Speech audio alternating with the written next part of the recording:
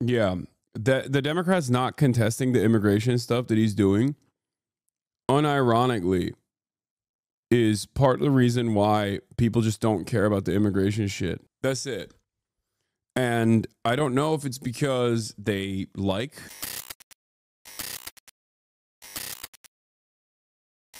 Anyway, speaking of people who are reaching new levels that their childhood self probably never thought they would, Donald Trump. Let's take a look at what Donald Trump is up to. Because it turns out Trump had a phone call with NBC News, and he said he's angry. He's pissed off at Vladimir Putin. You hate to see besties fall out like this. Drama, the girls are fighting. Sunday morning, President Trump is standing by his national security team as the fallout intensifies after top officials mistakenly shared attack plans for U.S. military strikes in Yemen on the Signal messaging app with a journalist. In an exclusive phone interview on Saturday, the president told me, quote, "I don't fire people because of fake news and because of witch hunts." Mr. Trump said he still has confidence in Defense Secretary Pete Hegseth and National Security Advisor Mike Waltz. Just hours ago, President... Someone said that's why you never see two pretty best friends. Yeah. You never see two hotties like this that are besties. Like, there's always going to be some friction. You know what I mean? They're going to be into the same guy. It's just going to cause some issues, right? And Trump called me to tell me he is, quote, pissed off with Russia's President Putin and threatened to impose secondary tariffs on Russia's oil. It's crazy how orange he looks next to Vladimir Putin. It's crazy. Quote, "If Russia and I are unable to make a deal on Ukraine, and if I think it was Russia's fault, which it might not be, but if I think it was Russia's fault, I am going to put secondary tariffs on all oil coming out of Russia." Mr. Trump said 25% tariffs on Russian oil could happen any moment and told me he plans to speak with President Putin this week. The president told me, quote, "I was very angry, pissed off when Putin started getting into Zelensky's credibility and started talking about new leadership in Ukraine." On Iran, the president said he's also considering secondary tariffs if Iran doesn't agree to a nuclear deal. Quote, "If they don't make a deal, there will be bombing, and it will be bombing the likes of which they have never seen before." After markets tumbled on Friday and with consumer confidence falling, the president also told me he's not backing down on his tariff plans. What we're going to be doing is a 25% tariff on all cars that are not made in the United States. If they're made in the United States, there's absolutely no tariff. And the president telling me tariffs are, quote, absolutely permanent. And on fears of foreign automakers raising prices, quote, "I couldn't care less if they raise prices because people are going to start buying American-made cars." And on his vow to annex Greenland, the president saying, quote, "I never take military force off the table, but I think there's a good possibility." I like that he called NBC News and said all of the bad things. He was like, "I'm going to go on a tear and I'm going to give you the worst possible answer for everything that you asked me. And maybe some extra stuff too." Fantastic. Every time this dude opens his mouth, I'm like, oh my God, here we go. What else? What else should we be looking forward to in the upcoming months? You know, fantastic, amazing, wonderful. Calling up fake news media like this is interesting, though. I think it means that he's recognizing that his motion is on shaky ground. You know, he's losing his motion a little bit because before he was riding high. Okay, there was no calls to NBC News whatsoever. It was all Fox News. He was going up, talking to brown nosers like Sean Hannity, and I think he recognizes that his approval ratings are kind of falling apart, especially because the economy is not doing so hot right now. And that's seemingly the only thing that selfish, entitled, self-centered Americans who can't see anything but like what's right in front of them care about. And it's a big thing to care about, for the record, of course. Make no mistake. But it's wild that like he's fucking that up, the thing that he like won the election over, while simultaneously also eroding constitutional protections that are in... Hasan is so negative, man. What an L way to live. Trump is king, baby. I like the overall vibes from people who are just like, yeah, I really just want you to say nice things about Trump. Like, I want you to just like have fun with it, you know? Okay, dude. They're black bagging people out the streets. You know what I mean? It's pretty f***ed up. What do you want me to do? Lie? Yeah. Based. Okay, there you go. Yeah, he's the king. Nice about anything, man? Yeah. Yeah, based. This is the reason why he's threatening to bomb Iran now. They rejected his little letter. Oh, yeah. Great. Breaking. Direct negotiations with the U.S. in response to Trump's letter. Great. Fantastic. Amazing. That we could do it without military force. The White House is still on defense this weekend after the Atlantic editor-in-chief Jeffrey Goldberg says he was added to that signal conversation by Mr. Like, Trump called in NBC News and was like, I'm going to bomb a foreign nation with a standing military, missile systems, one that could cripple the global economy in retaliation. And you're over here being like, why don't you say something nice about that? Well, I don't know. I don't think it's hard. It's hard to say something nice about it, you know? He's like, I'm going to militarily invade Greenland. Okay, how do I find something nice about that? How am I supposed to look at that and go, yeah, that's awesome. Thank you, sir. Yeah, we should invade more countries. That's what I wanted. I wanted more invasions, not less, of course. That's why I voted for the Peaceful Dove, by the way. Remember? Everybody was like, oh, yeah, Mr. Peaceful Dove. That's what he does. He does peace deals. He's the art of the deal, art of the steal, baby, you know?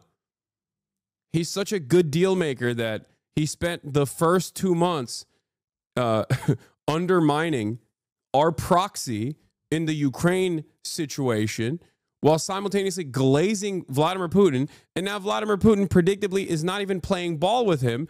So now he's upset at him. What happened to that deal? He said day one, he was going to fix it. He said, no more forever wars. Day one, I'm coming and I'm fixing Ukraine. Ukraine would have never happened under my watch. Okay. So what happened? It's no longer day two. We're entering the third month of the admin. What the hell? Trump's national security advisor, Mike Waltz, where details on the Houthis in Yemen were shared with him in real time. The chat included the vice president, the defense secretary, the secretary of state, the CIA director, and the director of national intelligence. The explanations for what happened and how serious of a security breach it was have been evolving. I'm sure everybody out there has had a contact where it was said one person and then a different phone number. But you've never talked to him before, so how's the number on your phone? I mean, I'm not an expert in any of this, but it's just curious. How's the number on your phone? Well, if you have somebody else's contact and then then somehow it gets someone sucked sent in, you that it gets contact. sucked in. Nobody was texting. It gets sucked in. That's just how it gets sucked in. Don't you hate it when it gets sucked in, dude? Yeah. Hasan, you're such a hater. Why don't you understand? It gets sucked in. You know, hey, this guy, let me say something positive about him. He likes the party. That's cool. I like that the Defense Department is led by a guy who likes the party. I actually don't care about incompetence at this level, for the record. I do care about like the hatred that these people have in their hearts, but I don't really mind if the Defense Department is just weak.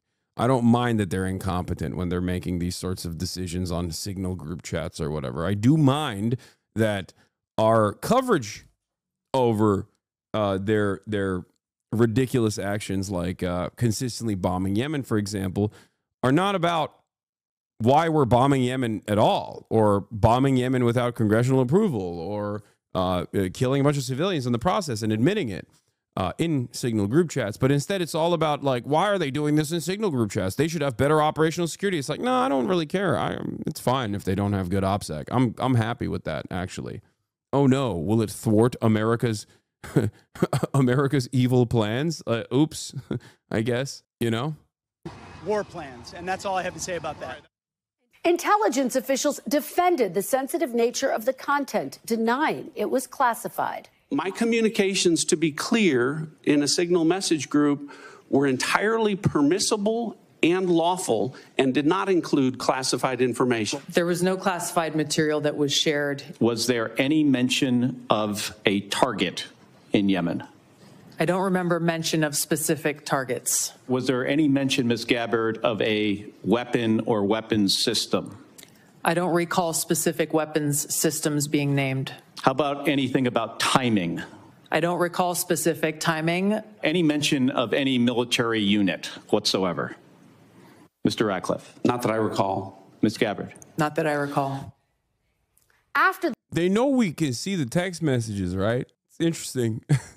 the administration insisted there was no classified information on the text chain, Goldberg released the messages that included Defense Secretary Hegseth sharing specific details about when bombs would drop and when U.S. jets would take. This was the day before they released text messages. No, I know, but they knew what the text messages were. They knew what the text messages were. Yeah. They I guess functionally declassified it by saying, "Oh, there's nothing in there that's serious. It's fine." And then Jeffrey turned around and was like, "Yeah, here it is then." You got a guy who is a State Department stooge to literally release these messages because you said, you know, it's clean, it's fine. Off just 30 minutes before they launched the attack. National Security Advisor Mike Waltz texted that a key target of the attack had been seen walking into his girlfriend's building that had collapsed. President Trump is privately angry with Waltz, two Republican sources tell NBC News. The Senate Armed Services Committee has requested a formal investigation from the Pentagon's Inspector General, but the FBI and the DOJ seem unlikely to investigate the matter, even as pressure mounts for more accountability. There was a crime here, and there should be accountability. Just click the damn video, bro. It's so funny. You were so close. I was searching around the internet. Okay, dude. Okay, boomer. White House lies. It's hypocritical. It's corrupt. So no, I don't trust the Fox to investigate the hen house. I'm also puzzled by some of the answers that were given by the DNI at the intelligence hearing. I think everybody has acknowledged, including the White House, that, yeah, mistakes were made. And what we want to do is make sure that something like that doesn't happen again. And voter anger is growing over the issue, on display at this town hall in Indiana. Will you demand the immediate resignation of Pete Hegseth? No, I will not demand their resignation. Thanks for watching. Stay updated about breaking news. We begin with what's expected to be tariff week and the impact on an already somewhat jittery economy, which could be significant. Retaliatory tariffs on countries who have imposed their own tariffs on U.S. goods are planned for Wednesday. And on Thursday, the president says he will impose a 25% tariff on all foreign-made vehicles coming. Trump tells NBC, "No, I'm not joking. I'm not joking about seeking a third term." When asked whether he wanted another term, Trump responded, "I like working. I'm not joking," Trump said, when asked to clarify, "But I'm not. It is far too early to think about it. There are methods which you could do it." Remember when another I told you so moment, okay? A lot of other people also said that this was most likely going to happen, but I'm telling you, dude, I 100p, dude. I told you. Wait, hold on. One second. He want JD Vance to run with Trump being VP and give up the presidency to Trump law. I think last minute fucks everything up so that he could say we're in the same moment FDR got to serve 3. Dude, what will the Democrats do now? What will the Democrats do now? And I don't like the counter from a lot of people that are like, well, Obama will get to do a third term then. It's like, okay, dude, sure. Yeah, that'll solve the problem for sure. Trump goes a third term, there's no more Obama. Trump goes a third term, there's no more elections. You feel me? You feel me? When his third term comes, there will be an election like Putin's Russia. I don't know. I don't know what kind of authoritarian version will exist at that point. I don't know. But it won't be even the theoretical liberal democracy that we've come to love and enjoy. Let me tell you. Martial law with Supreme Court, all the cards are stacked in his favor. Who knows? Also, in the process, Democrats carrying water for this admin will become so weak that I don't believe. I don't know what he's going to do, man. I don't know. There's so much happening. And not in a good direction that who knows how this man will continue undermining this country, destroying this country. The resistance. Only 34 Democrats sign letter on ICE making students disappear. Immigration officials are snatching international students off the street, and most Democrats don't seem to care. Oh my God. He's old. Maybe he's going to die soon. Oh God, the Turkification of America is so funny to me. Dude, this fantasy right here is one that every Russian has fantasized about with respect to Vladimir Putin, and every Turk has fantasized about with respect to Erdogan. It doesn't happen, okay? Evil does not die. You're so... Americans are moving in a very funny... They're moving... Yeah, kötüye bir şey olmaz, okay? Nothing happens to bad people. This is so funny. Americans are experiencing the things that oftentimes due to American interference, as a matter of fact, or Western interference, as a matter of fact, has like fucked over other countries and like planted authoritarian regimes in other nations. And all you can do is just sit around and go, what am I going to do? I hope he dies one day, you know? Fantastic. I like that is the only thing that remains here in America as well. Like we've given up. We've given up entirely on the Democrats doing anything in terms of resistance, like the courts, all the institutions are going to serve his interests. So that's the last option. When you're at that stage, the last option is like, okay, maybe he'll die because he's old, you know? He's going to get us into a direct war somewhere, then declare that we can't hold elections because we're at war. And if anyone complains, he's going to say you're okay with Zelensky doing it while completely ignoring it's not Zelensky's choice to be at war. Have you read about the Swedish journalist that got detained in Turkey, got arrested on terrorism charges? No, I hadn't seen it, but that's not surprising to me at all. Bro, you guys are so crazy. Trump almost got assassinated and he survived, dude. He's got the heavens mandate, okay? The golden hand. That's it. Oh, God. Shit is so fucked up.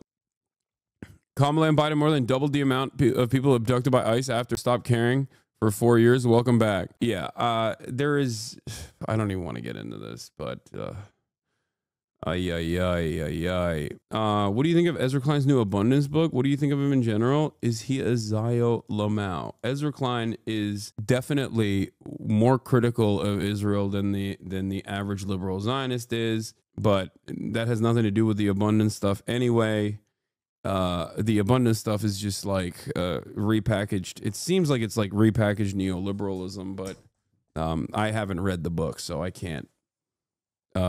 I mean, he talked to Ta-Nehisi Coates. He has a major platform, and he offered like a non-contentious and pretty positive interview to Ta-Nehisi Coates. So I think that he is not, I think he's wrong, but maybe not intellectually dishonest, if that makes sense. Like, I think his worldview is incorrect. He's just a liberal, man. That's it. He's a liberal who is, I guess, more open-minded than the average liberal. Yeah, I listened to Matt Brunig talk about the book. He read it on Chapo, and it just seems exactly what I thought it was. But then again, like I said, I didn't read it. I can only speak on the way that people are talking about it, the way that they have presented the book, and the way that people are defending the book, and the ways in which people have criticized the book, those who have read it. And the problems are obvious, and I think that they recognize it as well.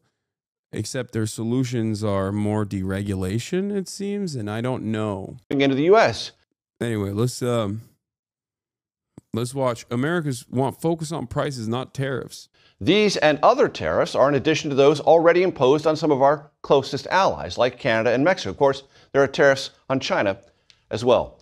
Our new CBS News poll reflects some of that underlying economic anxiety. So we bring in our Executive Director of Elections and Surveys, Anthony Salvanto. Anthony, I'm going to be very scientific here. On the economy, what gives? Well, we know, good morning, Major. We know that people still say the economy is bad. We know that prices and inflation are the top reason they give for why. So in this poll, we find that the president's approval for specifically handling the economy and inflation are both ticked down. Now, let's talk about these. I'm tired of defending you in the comments of Lex Loser Boss, lol. What? What is Lex Loser Boss? Hold on. Lex Loser, that TikTok guy? Who's Lex Loser, the TikTok guy? Bro, I have no idea what you're talking about. Tariffs, because look, it's early in the administration, so I think the key gauge is what do people think he's trying to do? And here we see a mismatch. They think he's... No, don't tell him. Don't tell that chatter to stop fighting these battles. It's good. Keep fighting those battles, brave soldier. Putting too much focus on trying to put in tariffs and not enough focus on trying to lower prices. Now, the mismatch there is the administration argues, well, that'll have positive impact, right? So I asked, what do you think will happen when tariffs go into effect? People think in the short term that it'll raise prices, but also in the long term, there's a lot of people who think tariffs will raise prices. So the administration hasn't quite connected the dots on that argument yet. Now, what happens next is you get people think with uncertainty in the stock market that his policies are having a negative effect there. I should add this. He does not entirely own this economy yet. Speaking of it, why did you skip that Kamala Biden deportation article? Is it true? Is it untrue? Or does it negate the need to demand answers from Trump's administration for deportations? No, I didn't skip it. It wasn't an article. It was first of all, it was one graph. Secondly, it's not untrue. And the reason why I quote unquote skipped it is because I don't want to fucking talk about deportations again. I've talked about it every single goddamn day. It's like breaking my fucking brain. And it's also things that I've already brought up before in terms of, now you're getting me to talk about it again. Oh my God. Just let me fucking live, dude. Let me live. Let me cover the stories that I want to cover, okay? Please. Oh my God. Oh my fucking God. Being early, right? Asked who's to blame for inflation, right? And that he shares with Joe Biden still.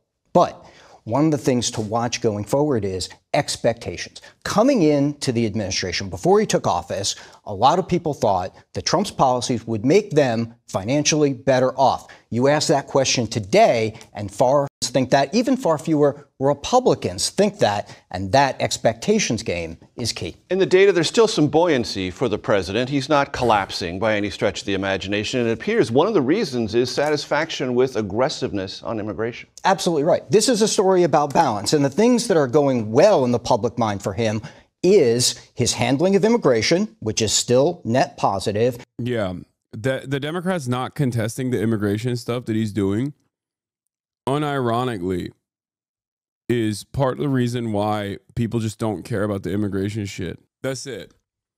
And I don't know if it's because they like what the Republicans are doing. I don't know if that's the case, or if it's because, and that could be the case, or it's because they're cowardly. But you know, they're too afraid to put up a fight. They're too afraid to have a position that people might react negatively to. But yeah.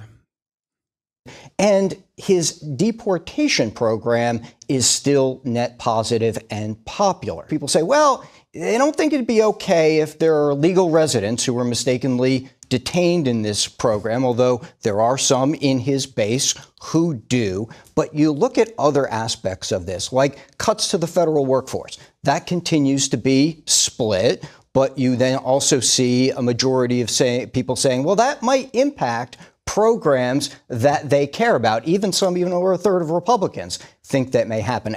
My point is, if there's no, they just showed 58% approval for deportations. Yes. The reason why people have this attitude still, the reason why people have this attitude, which is the first time in American history, in perhaps the entire history of the United States of America, where Americans are on board with mass deportations. This is unique. And it happened because of the last 4 years before Donald Trump, where the Democrats allowed the Republicans to keep hammering that point over and over again without any sort of counter messaging whatsoever. And it got to such a degree where, like, this was over. It was always a button that the Republicans used to hit nonstop. But even under the first Trump administration, if you recall, a lot of the actions that Trump took were draconian, awful, but there was a shit ton of resistance against it, okay? Chinese Exclusion Act, there were definitely times before. I have no idea what kind of approval ratings they had for the Chinese Exclusion Act back then. I'm not saying America's not done mass deportation programs before. I'm simply talking about people's opinions on mass deportations.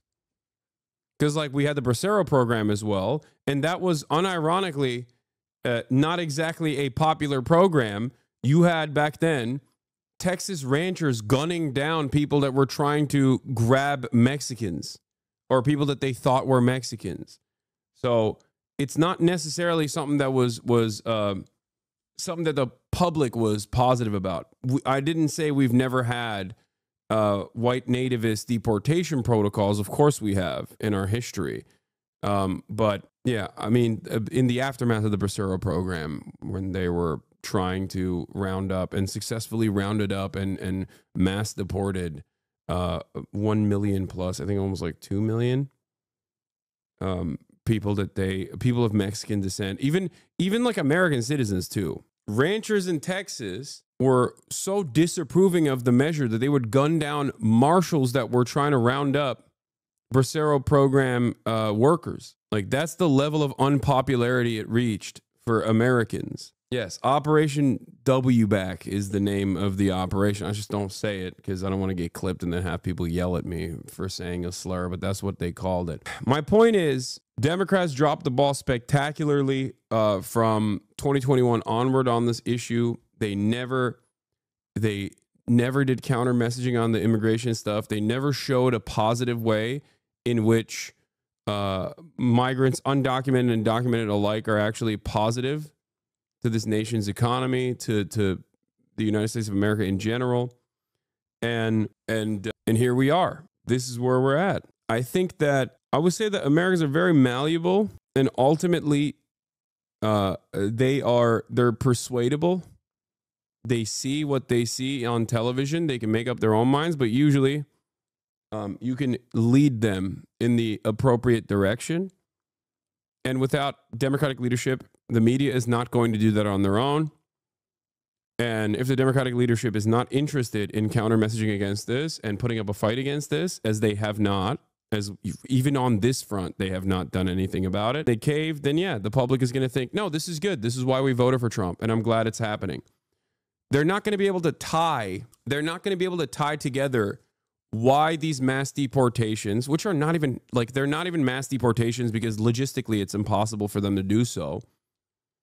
But the no due process deportations that are taking place already, which is supposed to like open up the precedent for mass deportations as it stands, if the Democrats are not going to push back against it, then people are gonna think, no, it's fine. And they're not going to realize why the economy is not getting fixed. The Republicans lied about tying mass deportations to the economy. The economy is not getting fixed. Deportations are happening. So if the Democrats don't actually recenter and refocus the message back to the economy and talk about how these kidnappings are completely unjustifiable and eroding what remains of the Constitution, then people are going to think, oh, I guess we just haven't deported enough Mexicans. That's it. What's happening right now is the same exact liberal capitulation that took place in Nazi Germany. That's it. It's identical. It's almost one-to-one. It's crazy how similar it is. It blows my mind. Popular. People say, well, they don't think it'd be okay if there are legal residents who were mistakenly detained in this program, although there are some in his base who do. But you look at other aspects of this, like cuts to the federal workforce. That continues to be split. But you then also see a majority of people saying, well, that might impact programs that they care about. Even over a third of Republicans think that may happen. Again, a key measure to watch. And look, in terms of how this ties back then to that uncertainty in the economy, that could have an impact worth watching too. One of the conversations certainly that has become more intense in the last couple of weeks here in Washington is the clash of the administration. Sometimes it looks intentionally with Congress on executive powers and with the courts on executive powers. Do we have any data that talks about where the country is? Like, half of the stuff that the liberals are doing right now is reminiscent of just like full blown capitulation, the Enabling Act. You know what I mean? It's just there's got to be there's probably, has Bestie Marks made a video on this? I feel like I've watched something on this broadcast before that is reminiscent of how liberals are operating right now and enabling the Trump authoritarian regime to be as violent as it wants to. New here, but saw the absolute bitch slap he gave Elon on his own platform and had to sub. Congrats on your success as a fraud. Yeah. Hey, I'm the guy who said he might die line. It's funny you mentioned Putin and Erdogan. I'm from Hungary, so I know exactly that feeling of being under authoritarian leadership for a long fucking time. Exactly. Americans are now getting into the bargaining stage of like living under this kind of rulership, you know? It's fantastic. Oh, hold on. I got to do something real quick. About what looks like something that is really getting to be confrontational. In terms of judicial review, like you mentioned, the majority of people say, yeah, judges should have the ability to review a president's actions. But there is some talk on the right as well, should they try to impeach judges who rule against the president? And while most people don't say so, there is a bulk of Republicans who would favor such efforts. And that's, again, part of this larger push, especially from his base, on items like this. Look, other things, DEI, ending DEI programs, marginally popular, but not cutting off funding to organizations that still go ahead and practice it. One of the interesting factors in all of these is where independents are. And independents are a little bit more troubled about the confrontation executive powers than Republicans. They are. And again, this speaks to a current politics, which is, are you pushing for things that the base wants? One of the things about the Republican base right now is that they say that those immigration efforts are just important in their evaluations as the economy is. And that sets up one of the key differences. Anthony Salvanto, always a pleasure. Thank you. Thanks, Major.